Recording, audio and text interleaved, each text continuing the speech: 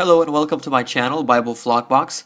In this video, I'm going to be talking about a decision that the Presbyterian Church made to recognize gay marriage as Christian.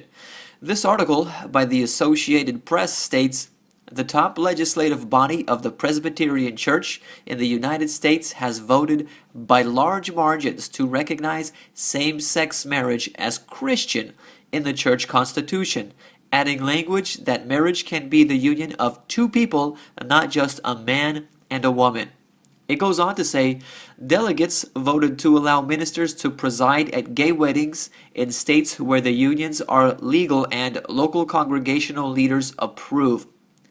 The article speaks of Presbyterian gay rights advocates who were influential in this decision.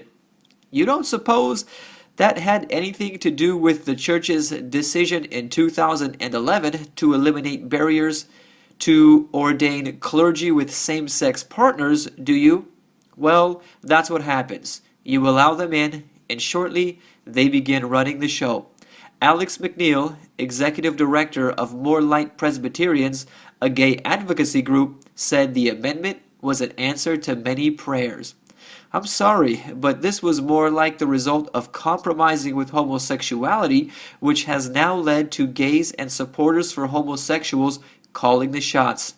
But not all have been in agreement with the church's pro-homosexual stance. The article says since the 2011 gay ordination vote, 428 of the denomination's more than 10,000 churches have left for other more conservative denominations or have dissolved. Thank God that there were some that were willing to listen to God's voice and not just follow the majority into ungodliness. This is just lamentable, to say the least. Have the majority of these Christians just stopped reading their Bible? Is being politically correct in this immoral day and age become more important to them than doing God's will?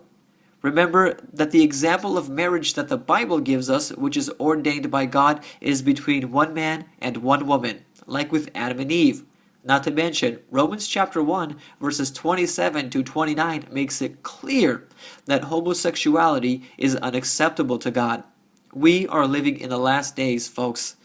I'm going to include a link in the description box to an article which explains in more detail how homosexuality is a sign of the end time. It's really interesting. I recommend you read it. I'll also include a link to the Associated Press article. Thank you for watching. If you enjoyed this video, please share it on your social media and subscribe to my channel. Like me on Facebook as well. I share more content there and I reply to messages on there more than on here because they're easier to keep track of. Also, if you have any interesting topics which you would like me to cover, message me on my Facebook page and I'll do my best to cover them. God bless.